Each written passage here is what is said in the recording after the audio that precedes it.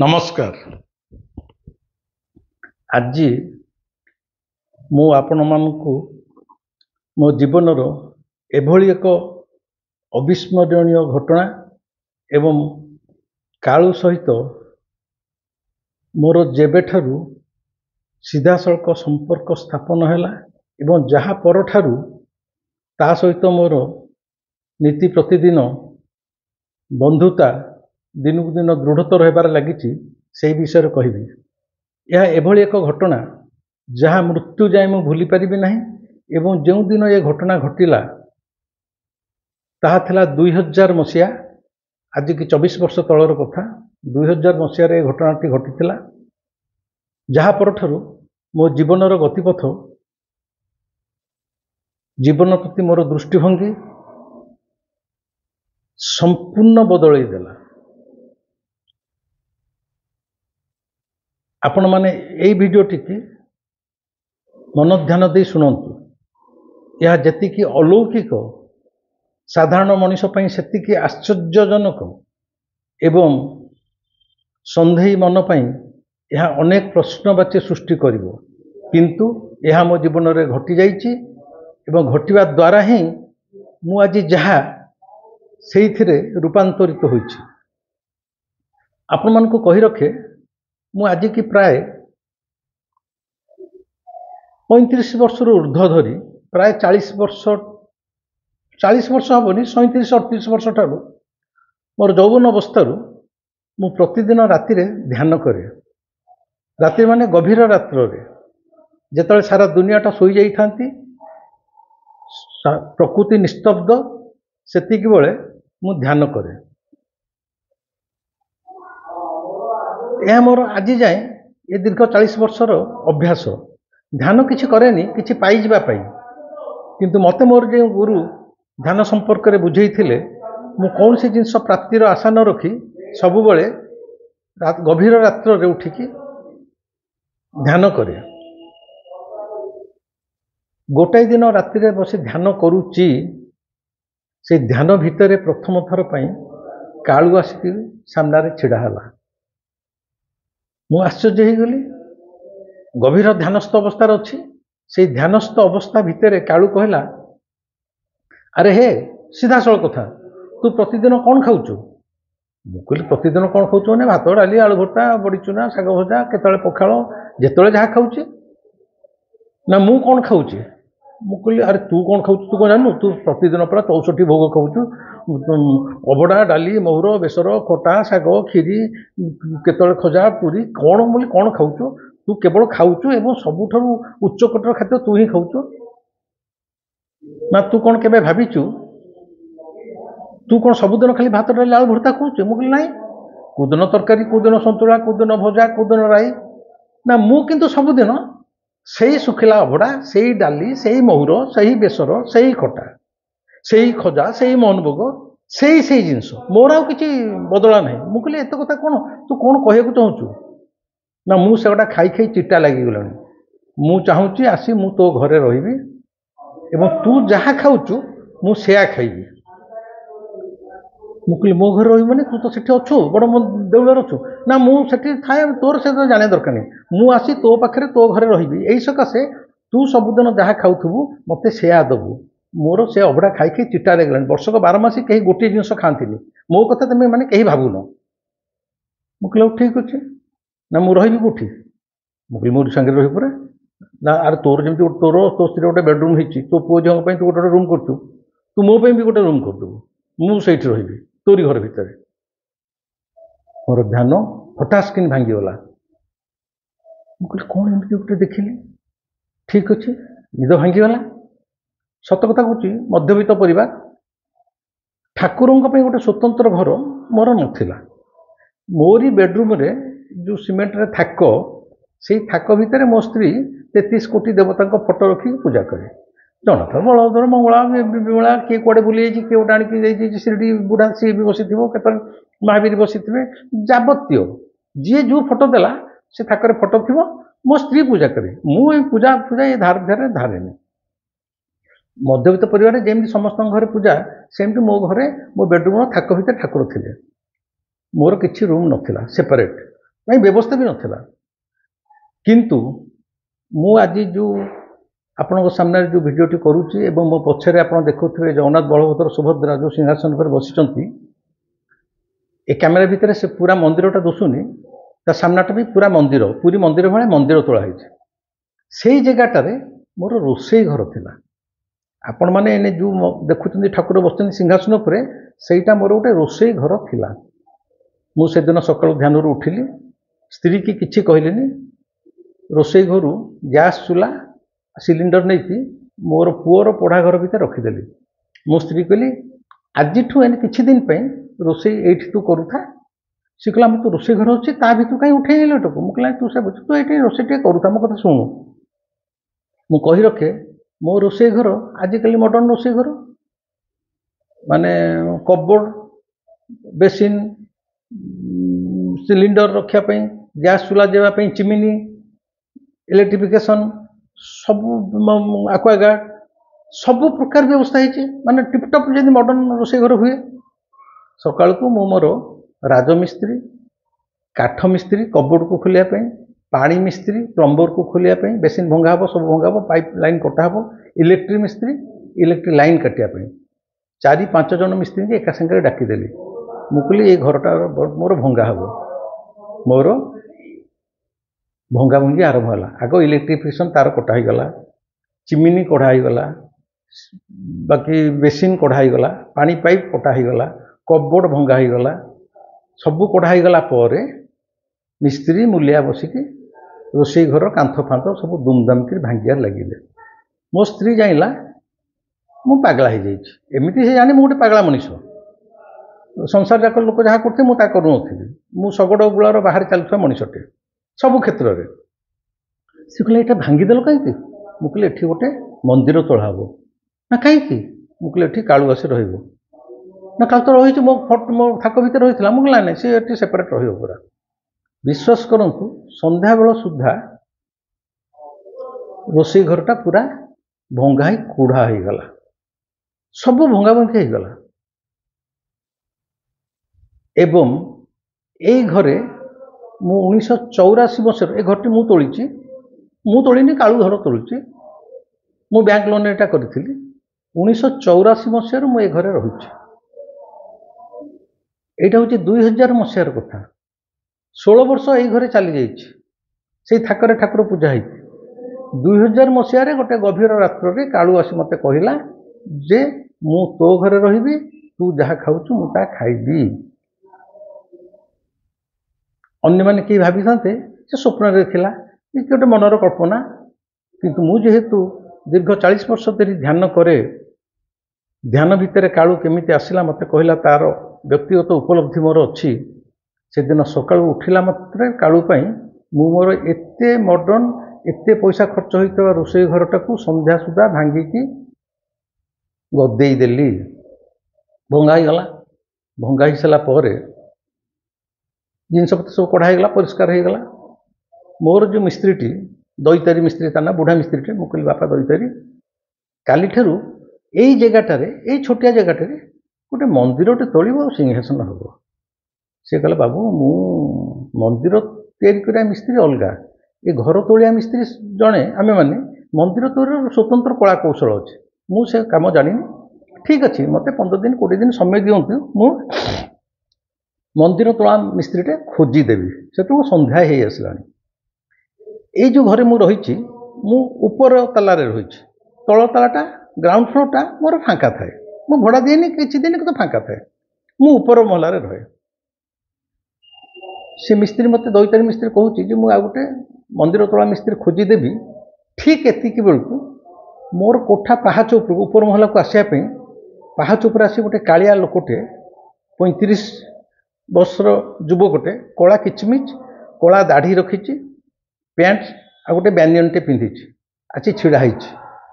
ହଠାତ୍ ଗୋଟେ ବାହାର ଲୋକଟେ, ଟୋକାଟେ, ପୁରା କାଳିଆ ଟୋକାଟେ ଆସି ମୋର କୋଠା ଉପରକୁ ଉଠି ସାରିଲାଣି, ମୋ ପାହାଚ ଉପରେ ଉଠି ସାରିଲାଣି। ମୁଁ ଚିଡ଼ିକି ଭାରି ବିରକ୍ତ ହେଇଗଲି।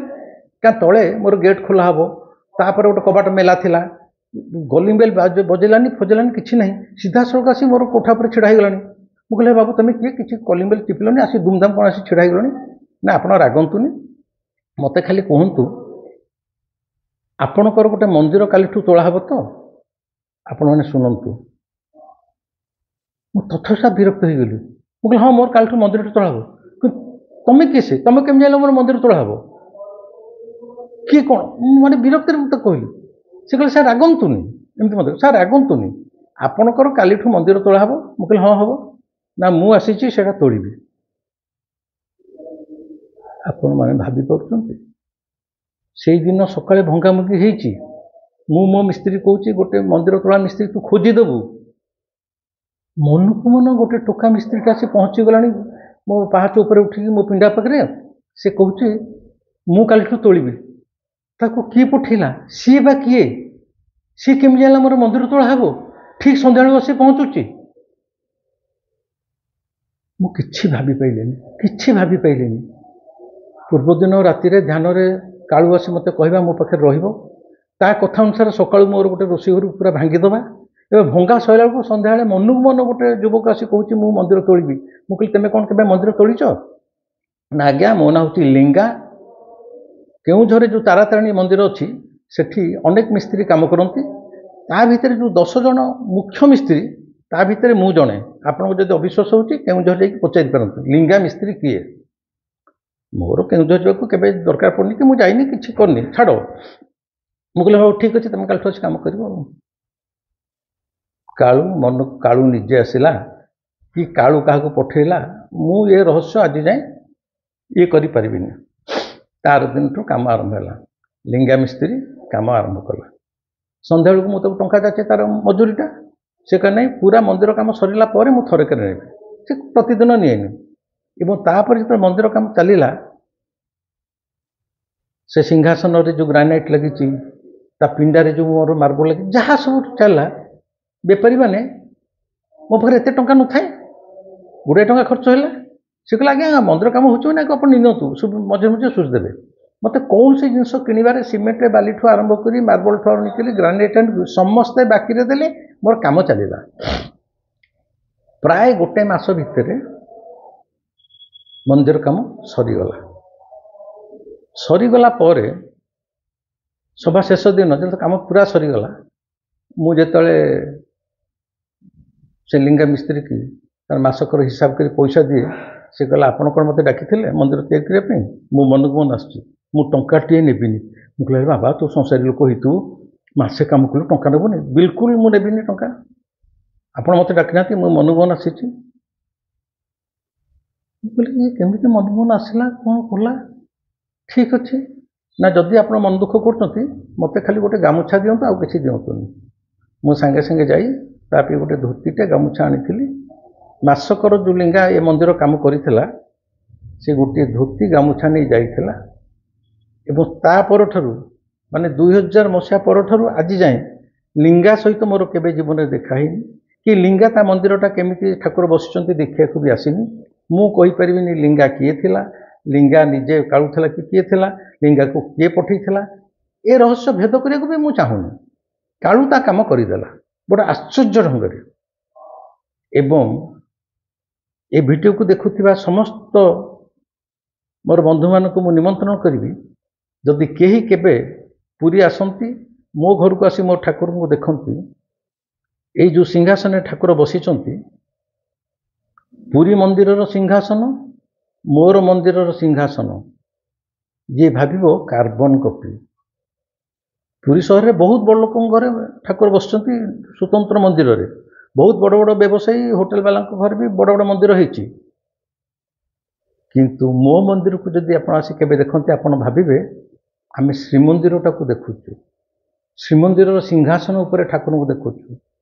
ଏବଂ ମୁଁ ଗ୍ୟାରେଣ୍ଟି ଦେଇ କହିବି, ମୋ ଠାକୁରଙ୍କ ସାମ୍ନାରେ ଛିଡ଼ା ହେଇ ଯଦି ଆପଣ ଠାକୁରଙ୍କୁ ଚାହିଁବେ, ଆପଣ ଭାବିବେ ସେ ବୋଧେ ଆପଣଙ୍କ ସହିତ କଥାବାର୍ତ୍ତା କରୁଛି, ବା ସେ ଗୋଟେ ଜିଅନ୍ତା ଠାକୁର, କାଠର ମୂର୍ତ୍ତି ନୁହଁ। ଏଇ ଅନୁଭବ ଆପଣଙ୍କର ହେବ। ଏଇଟା ମଧ୍ୟ ମୁଁ ଆଗରୁ କହୁଛି, କାରଣ ଆ ପରେ ଯେତେ ଯେଉଁମାନେ ଆସିଛନ୍ତି ମନକୁ ମନ, କେତେବେଳେ ଉତ୍ତରପ୍ରଦେଶ ହିମାଳୟ ପଟରୁ ଜଣେ ସାଧୁ ଆସି ହଠାତ୍ ପହଞ୍ଚିଲେ, ଚିହ୍ନା ନାହିଁ ଜଣା ନାହିଁ, ଆସି ମୋ ଘରେ ପହଞ୍ଚିଗଲେ, ଛିଡ଼ା ହେଲେ, ପୁରା ଚାହିଁଲେ ଠାକୁରଙ୍କୁ। 15-20 ମିନିଟ୍ ଛେଲା ମୋତେ କହିଲେ ବେଟା वो जो तुम्हारा ठाकुर बैठे हैं ना, वो जीवंत है। वो जीवंत ठाकुर है। मैं कहले आप कैसे आए?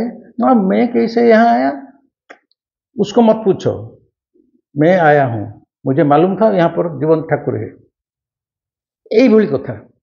ଏବଂ ତାପରେ କାଳୁ କହିଥିଲା ମୋ ପାଖରେ ଆସି କାହିଁ ରହିବ ନା ସେ ସେଠି ଅଭଡ଼ା ଖାଇ ଖାଇ ତାକୁ ଚିଟା ଲାଗିଯାଇଛି, ଏଠି ମୁଁ ଯାହା ଖାଉଛି ତା ଖାଇବ।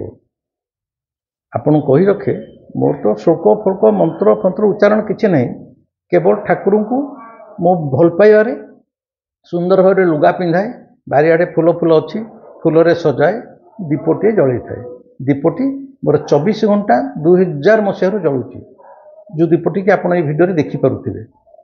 2000 ମସିହାରୁ ସେ ଦୀପଟି ଜଳୁଛି। ଦୀପଟି ଜଳୁଛି ମାନେ ବିବୁଧ ରଞ୍ଜନ ଆପଣମାନଙ୍କ ସହିତ କଥା ହେଉଛି। ଯେଉଁଦିନ ସେ ଦୀପଟା ହଠାତ୍ ଲିଭି ଯାଇଥିବ ଆପଣମାନେ ଦେଖିବେ ସଂସାରରେ ମୁଁ ଆଉ ନଥିବି। ଏବଂ ମୁଁ ଯାହା ଖାଉଛି ଭାତ ଡାଲି ତରକାରୀ, ଖରାଦିନେ ପଖାଳ, କେତେବେଳେ ପୁଅ ଝିଅ କହିଲେ ଯଦି ଚାଉମିନ ଆଣ ଚାଉମିନ, ବରା ଘୁଗୁନି ଗୁପଚୁପ, ଏପରିକି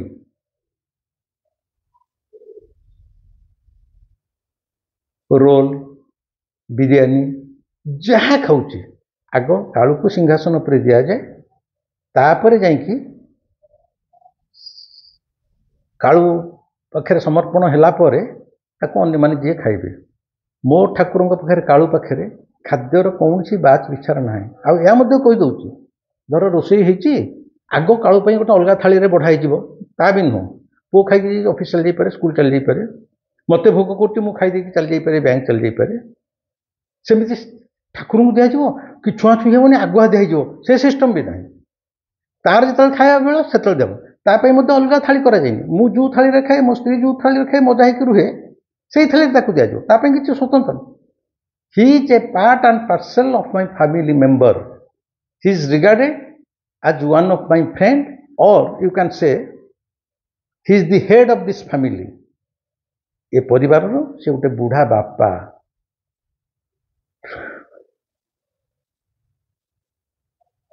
2000 ମସିହାରୁ ସେ ମୋ ପାଖରେ ଅଛି।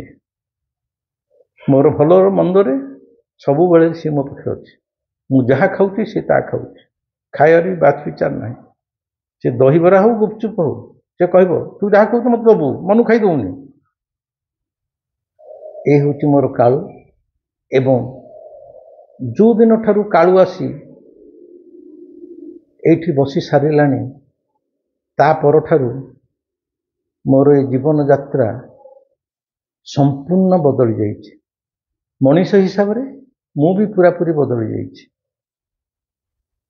ମୋର ଏକମାତ୍ର ସମ୍ପତ୍ତି, ଏକମାତ୍ର ସାହାରା, ଭରସା ମୋ କାଳୁ। ଆ ଭିତରେ 24 ବର୍ଷ ବିତିଗଲାଣି, କାଳୁ ଅଛି। ଆପଣମାନେ ଭାବିପାରନ୍ତି ମୋ ପୁଅ ଭୁବନେଶ୍ୱରରେ ଚାକିରି କରିଛି, ଭୁବନେଶ୍ୱର ଅଛି, ସେଠି ମୋ ସ୍ତ୍ରୀ ମଧ୍ୟ ରହୁଛି, ଯେ ମୁଁ ମଧ୍ୟ ମଝେ ମଝେ କେତେବେଳେ ଯାଇକି ରହୁଛି।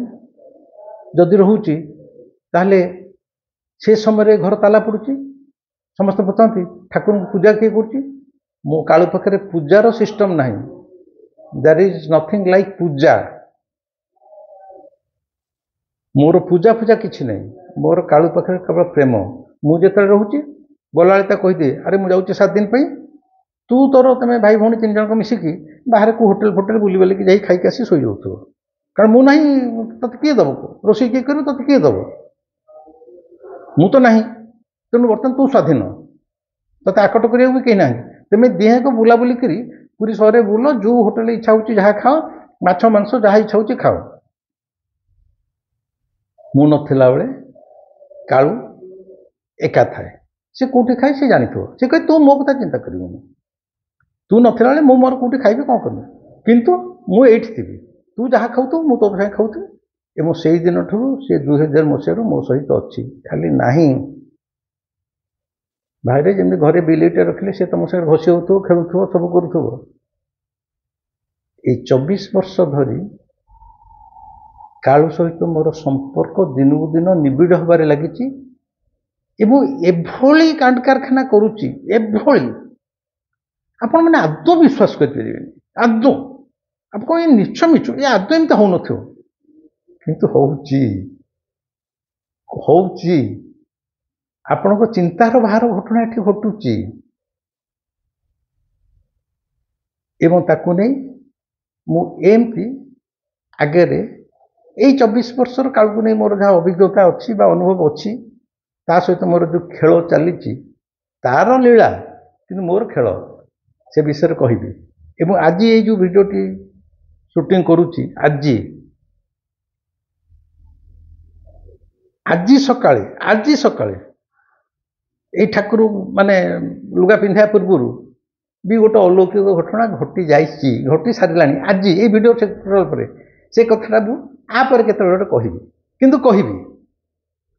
ଆଜି ପାଇଁ ଏତିକି। ଏ ଭିଡ଼ିଓଟି କେମିତି ଲାଗିଲା ମୋତେ ନିଶ୍ଚୟ ଜଣାଇବେ, କମେଣ୍ଟ ନିଶ୍ଚୟ କରିବେ, ସମସ୍ତଙ୍କ ସହିତ ସେୟାର ନିଶ୍ଚୟ କରନ୍ତୁ, ସମସ୍ତେ ଜାଣନ୍ତୁ କାଳୁ କ'ଣ, ସେୟାର ନିଶ୍ଚିତ କରିବେ। ଏବଂ ଯଦି ସବସ୍କ୍ରାଇବ୍ ନ କରିଥିବେ ସବସ୍କ୍ରାଇବ୍ କରିବେ।